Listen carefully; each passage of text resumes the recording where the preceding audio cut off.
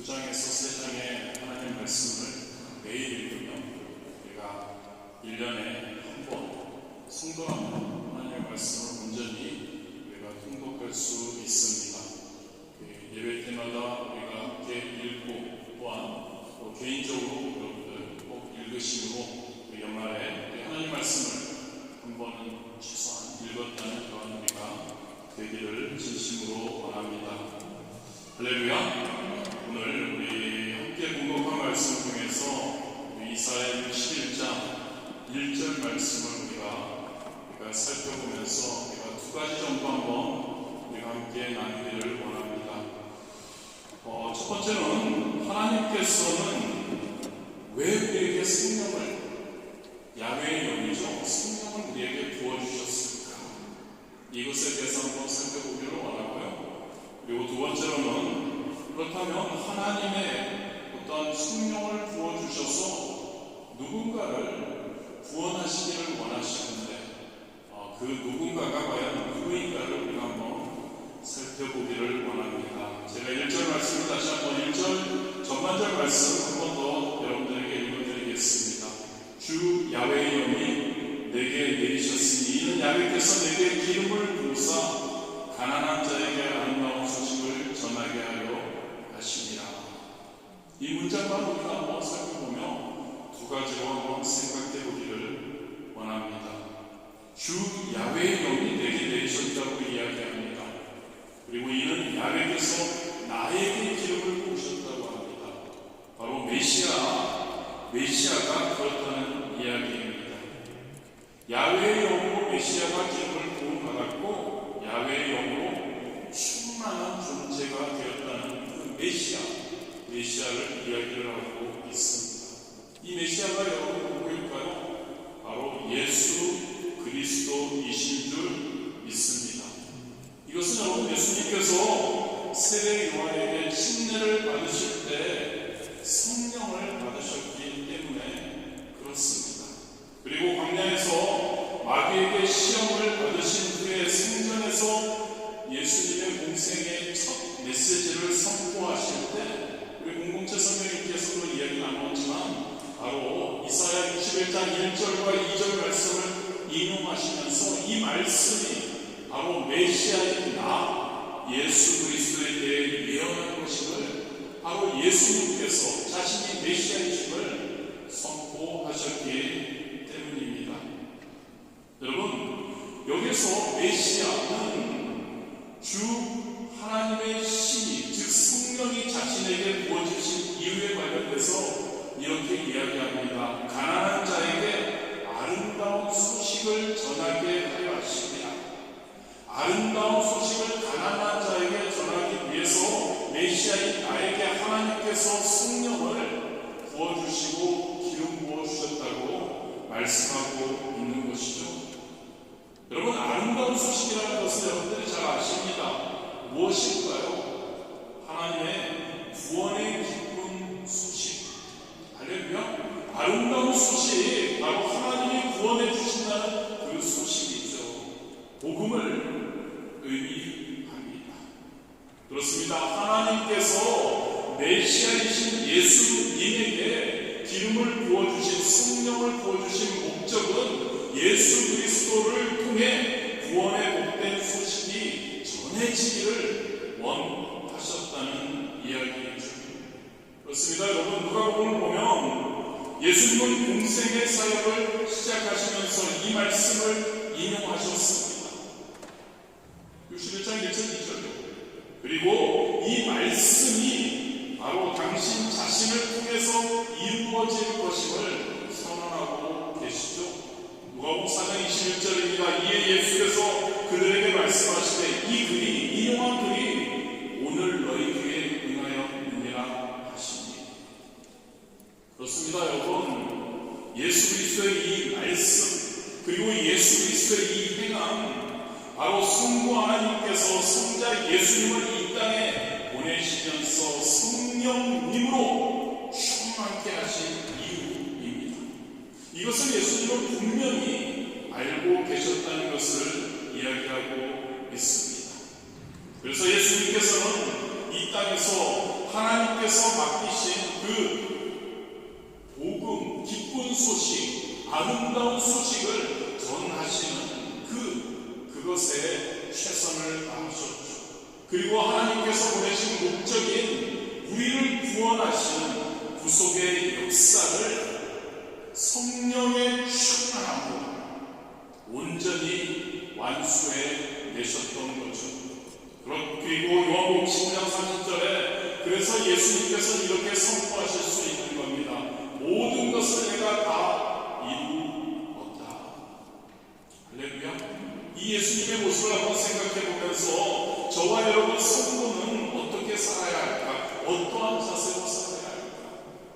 저와 여러분에게 예수님이 저와 여러분의 본보기인 것 같습니다. 여러분, 저와 여러분도 바로 우리 예수님처럼 성령으로 세례를 받았습니다. 예수 그리스도를 나의 구주로 선포하고 그것으로 믿고 나아갈 때, 입을 신하고 나아갈 때 바로 성령님께서 우리 안에 내주하고 계시죠. 우리 안에 임하시는 겁니다.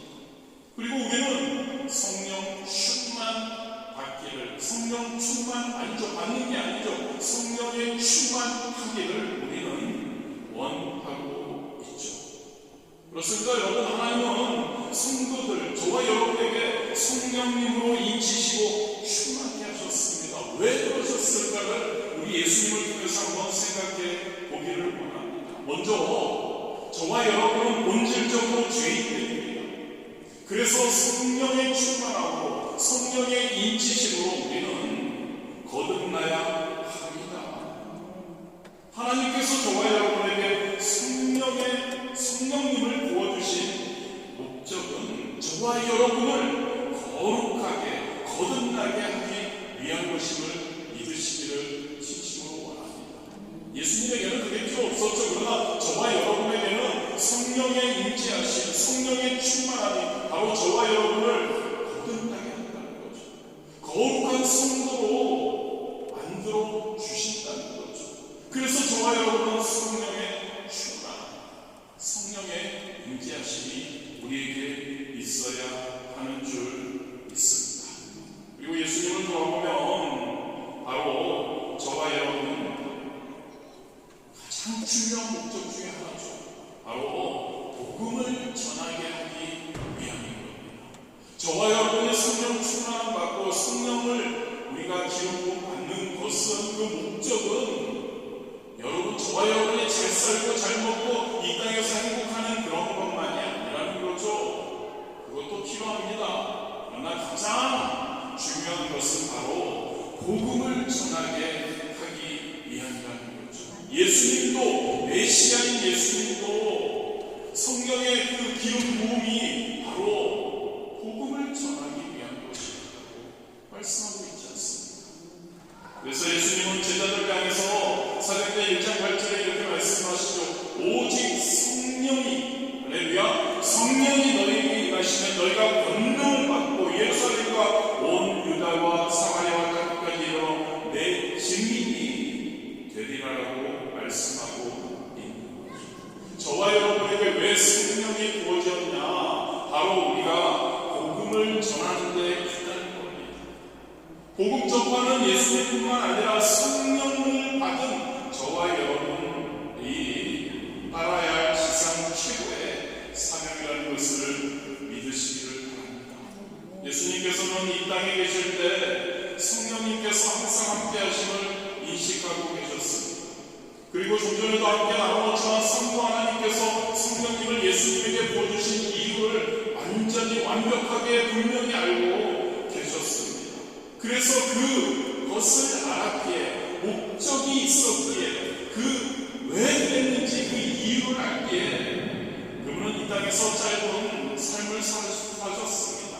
그러나 그분은 누구보다도 아름다운 복된, 세상 무엇과도 바꿀 수 없는 소중한 일을 이루셨던 거죠. 할 일을 다 하셨다고 말씀하시지 않습니까? 하나도 빠짐없이 다 이루었다고. 여러분, 그거 쉬운 건 아닙니다. 내 자신이 나 다 했어, 내가 이 땅에 보내받은 목적을 다 이루었어, 쉬운 거 아닙니다.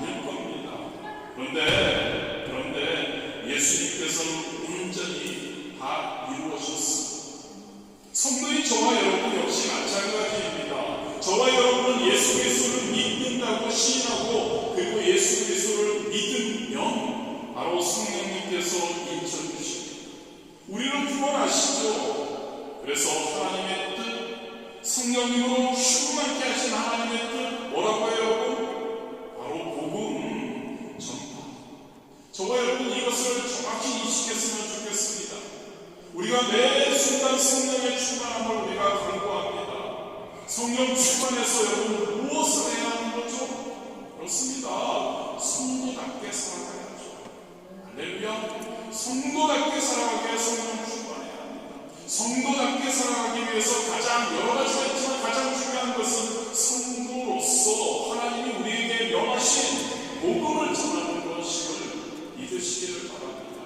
말로도 전해야 하고요. 말로만이 아니라 여러분 가장 중요한 게 그런 것 같습니다. 삶을 통해서요.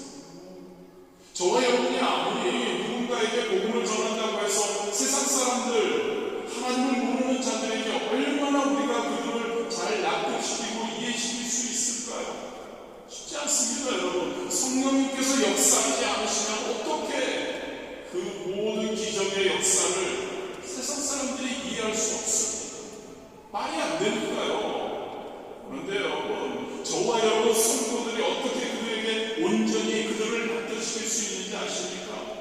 저와 여러분의 삶을 통해서 저와 여러분이 그들을 납득시키는 겁니다. 우리의 언변과 우리의 어떠한 그들이 궁금한 것을 이해시키는 것 최선을 다해야 합니다. 그런데 여러분 복음이 과연 이해가 될까요? 세상 사람들에게?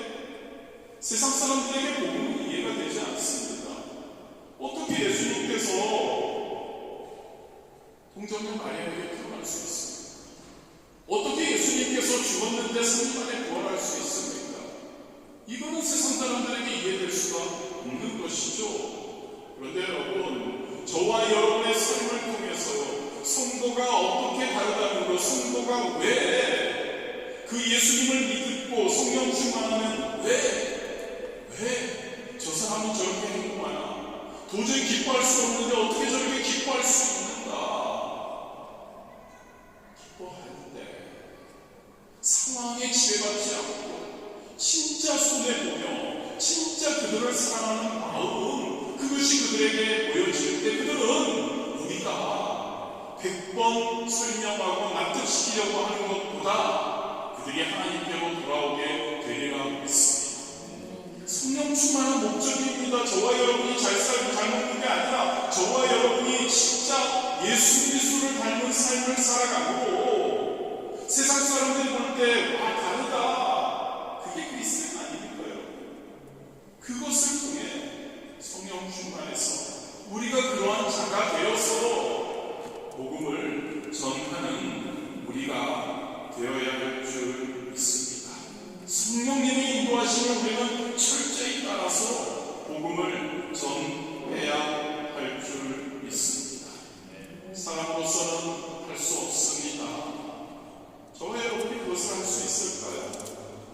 아무리 애써도 아무리 결단해도 우리가 알지 않습니까? 우리가 자꾸 넘어지고 그들에게 본이 되고 그들에게 복음의 증거자가 증인이 되는 게 아니라 그들로부터 욕먹고 기독교인이라는 이야기를 듣게 되는 우리의 실제를 알지 않습니까? 그래서 매 순간 우리를 깨우시죠. 성령님으로. 할렐루야. 저와 여러분이 그러한 자들이 되기를 원합니다. 성령 충만함, 성령님이 우리에게 오신 목적, 하나님이 저와 여러분에게 성령을 부어주신 목적, 우리 주변에 많은 이들을 하나님께로 데리고 오는 복음을 전하는 그러한 우리가 되어야 할 줄 믿습니다.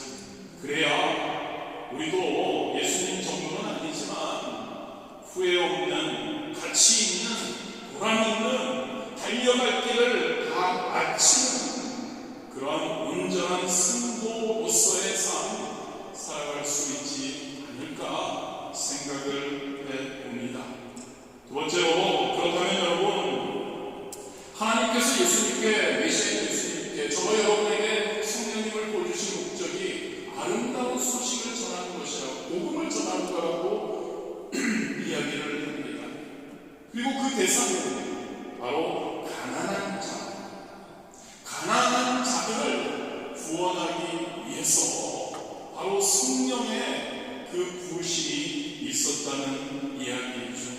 가난한 자, 하나님의 구원의 대상이 예수님을 통해서 이렇게 보면 가난한 자,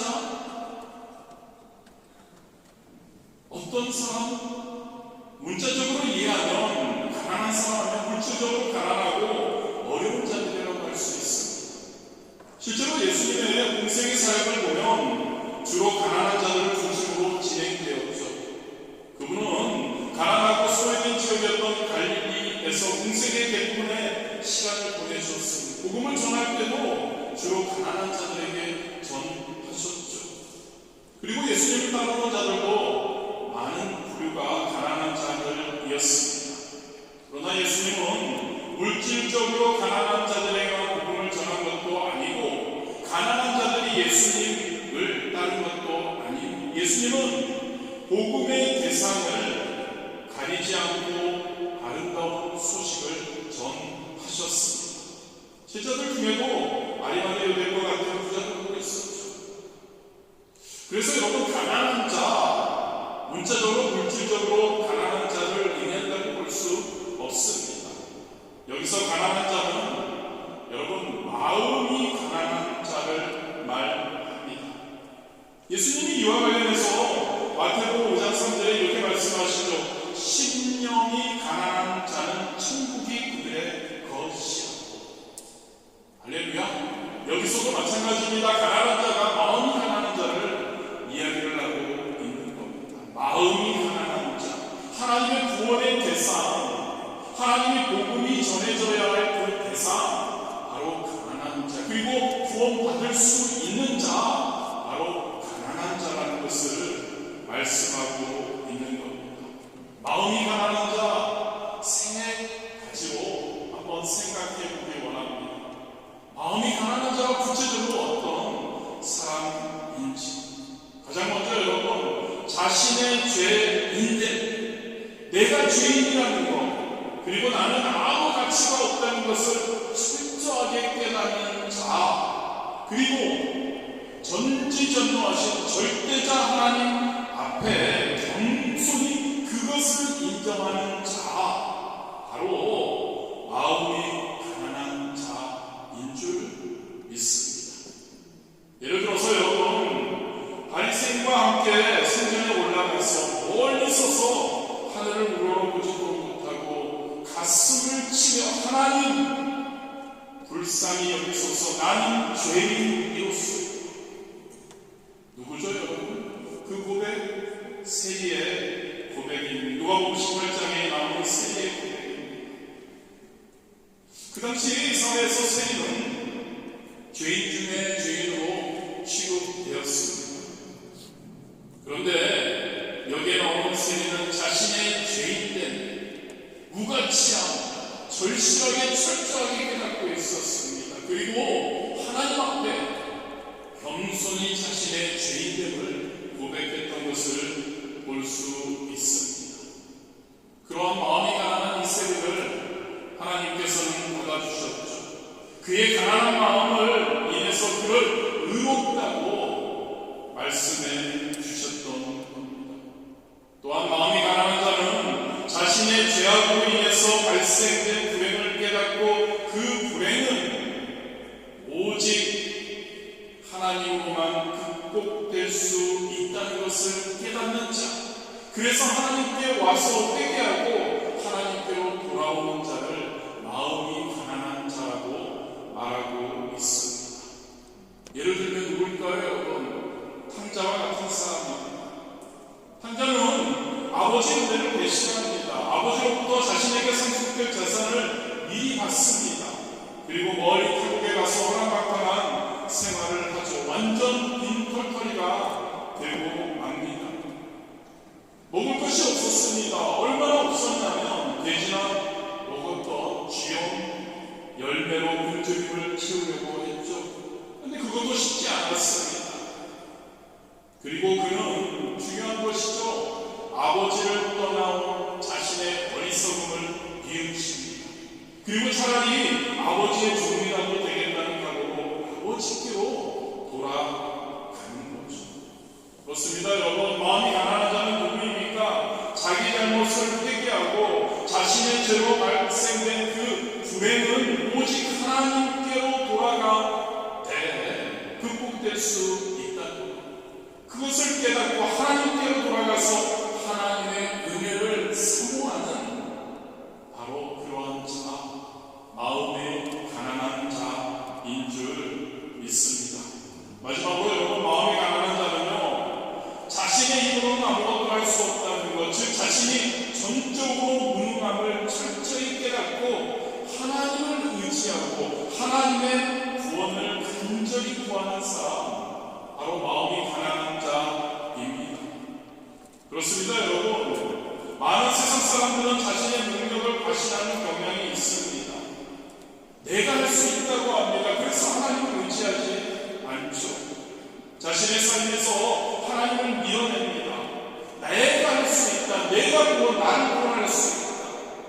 내 인생은 내가 책임진다라고 이야기를 합니다. 바로 이런 사람들이 마음이 가난한 게 아니라 마음이 부한 사람이라고 할 수 있습니다. 그들은 교만한 사람들이 되는 거죠. 하나님을 인정하지 않는 겁니다. 하나님의 구원을 필요하지 않는 자들이죠. 마음이 가난한 자가 아닙니다. 하나님께서 어떻게 이런 사람들에게 구원을 줄 수 있겠나요? 이 세 종류의 마음이 가난한 자 한번 살펴보았습니다. 저와 여러분은 어떠십니까? 한번 잘 생각해 보시기를 바랍니다. 저와 여러분 자신의 죄인됨과 무가치됨을 깨닫고 절대자 하나님 앞에 이를 시인하고 있는지요? 저와 여러분이 범하는 죄로 인한 그런 불행이 얼마나 큰 것인지 제대로 알고 그것을 회개하고 하나님 앞에 우리는 나아가고 있는지요? 저와 여러분의 능력을 과신하지 않고 하나님을 의지하고 하나님의 구원을 우리가 없이 간절히 구하고 있는지요? 마음이 가난한 자이십니까?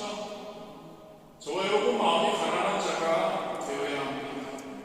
저와 여러분 그 마음이 있어야 합니다.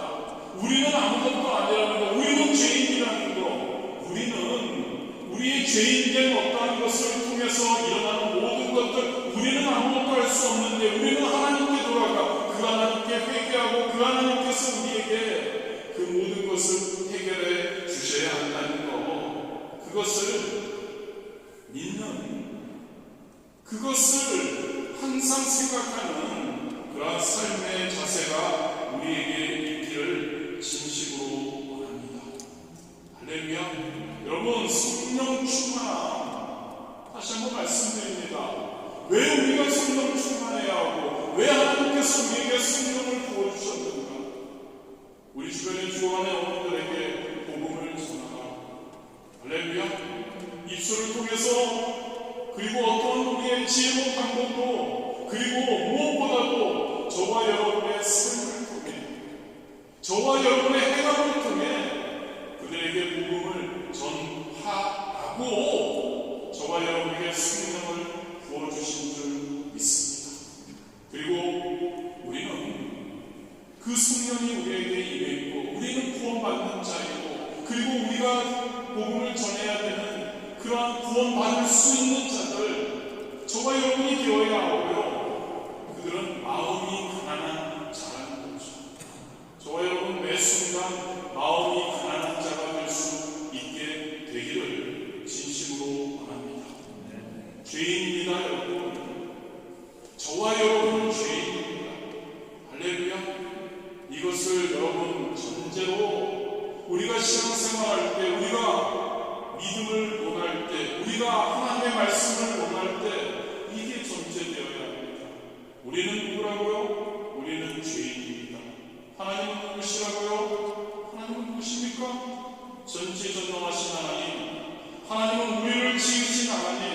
우리를 창조하신 하나님, 우리는 죄인, 우리는 피조물, 이것이 전제가 되고 모든 것을 우리가 논할 수 있어야 할 것 같습니다. 죄인됨을 인정하는 겁니다. 우리의 죄인됨을 인해서 여러 가지 발생하는 그러한 모든 것들 하나님께로 우리가 돌아갈 때 그 하나님께서 우리의 그 모든 것을 해결해 주시고 회개하고 그분에게 돌아갑니다. 우리는 아무것도 할 수 없다는 그러한 마음 가질 수 있게 되기를 원합니다. 야고보서 2장 5절에도 내 사랑하는 자들아 들을지어다. 하나님이 세상에서 가난한 자를 택하사 믿음에 부요하게 하시고 또 자기를 사랑하는 자들에게 약속하신 나라를 상속으로 받게 하지 아니하셨느냐. 마음이 가난한 자에게 구원이 천국이 우리에게 약속된다는 것 항상 기억하시기를 바랍니다.